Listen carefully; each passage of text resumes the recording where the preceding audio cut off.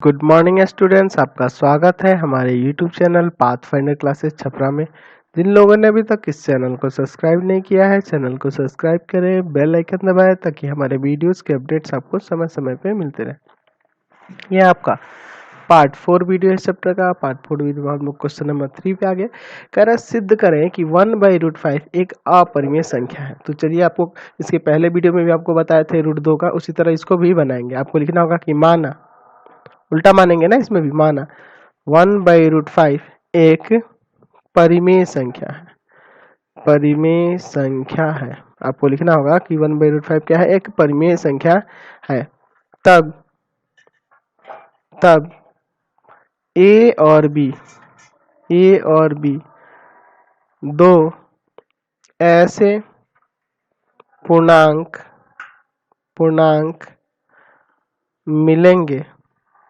मिलेंगे कि 1/√5 बराबर a/b, और जहां ये जो b होगा 0 के बराबर नहीं होगा। यानी कि ये a/b जो हुआ एक परिमेय संख्या हुआ, और ये भी एक हम लोग परिमेय संख्या ही माने हुए हैं 1/√5। तो दोनों को एक दूसरे के इक्वल कर दिए। और इसमें एक और चीज की जहां a तथा b है ना, सह अभाज्य है। सह अभाज्य का मतलब हुआ कि इन दोनों में कॉमन फैक्टर जो है वो 1 है। ठीक है, सह अभाज्य है यानी कि उनमें उभयनिष्ठ क्या है, सिर्फ 1 है और कुछ नहीं है।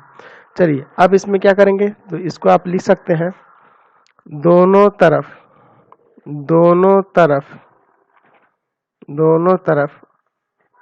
वर्ग करने पर। चलिए, दोनों तरफ वर्ग करिएगा तो हो जाएगा 1/√5 का स्क्वायर इक्वल में हो जाएगा a/b का स्क्वायर, यानी ये हो जाएगा 1/5 a स्क्वायर बटा b स्क्वायर, यानी यहाँ हो जाएगा b स्क्वायर बराबर 5a स्क्वायर, यही ना होगा। अगर हम इस 5 को यहाँ लाए तो b स्क्वायर में 5 से भाग देने पे आ रहा है आपका a स्क्वायर। b स्क्वायर में 5 से भाग देने पे क्या आ रहा है, a स्क्वायर आ रहा है ना।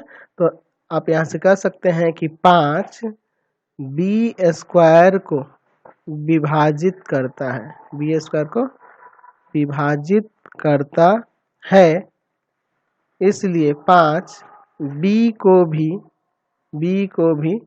विभाजित करेगा। समझ रहे हैं ना, इसको भी विभाजित ये करेगा, यहाँ से ये आपको लग रहा है। ठीक, अब उसी तरह से फिर इसमें अब क्या करना होगा, तो मान लेंगे यहाँ से b बराबर है ना, माना b बराबर 5c, जहाँ c जो है, जहाँ c एक पूर्णांक है। c क्या है, एक पूर्णांक है। चलिए, इसके बाद आप अगर b की जगह 5c रखिएगा तो ये हो जाएगा 5c का स्क्वायर बराबर क्या हो जाएगा, 5a स्क्वायर, है ना। यानी कि ये आ जाएगा 25c स्क्वायर बराबर 5a स्क्वायर। इसको लाके इधर काट दीजिएगा तो हो जाएगा 5c स्क्वायर बराबर a स्क्वायर। तो अगर हम 5 को इधर ले जाए तो a स्क्वायर में 5 से भाग देने पे आ रहा है c स्क्वायर। यहाँ से कह सकते हैं कि 5a स्क्वायर को विभाजित करता है। 5 जो होगा a स्क्वायर को विभाजित करता है, इसलिए 5 a को भी विभाजित करेगा। अतः यहाँ से आपको एक चीज दिख रहा है कि a 5 जो है b को भी विभाजित कर रहा है और a को भी विभाजित कर रहा है। तो इससे क्या निष्कर्ष निकलता है कि 5 a तथा b का एक उभयनिष्ठ गुणनखंड है। दोनों में कॉमन है ना, तो जब उभयनिष्ठ गुणनखंड है, लेकिन हम तो माने थे कि वो दोनों है ना, a और b क्या है, सह अभाज्य है। सह अभाज्य माने थे, तो यहाँ से लिख सकते हैं कि यह हमारी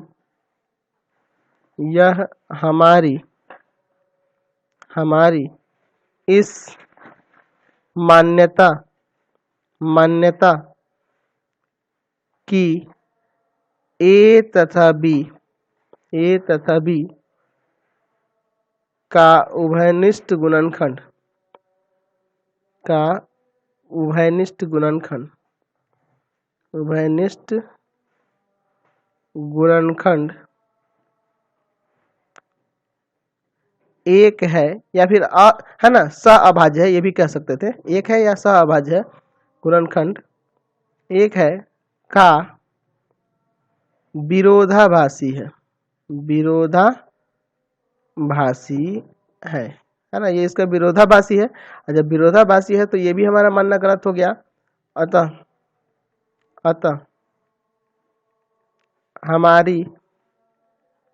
हमारी मान्यता कि 1/√5 एक परिमेय है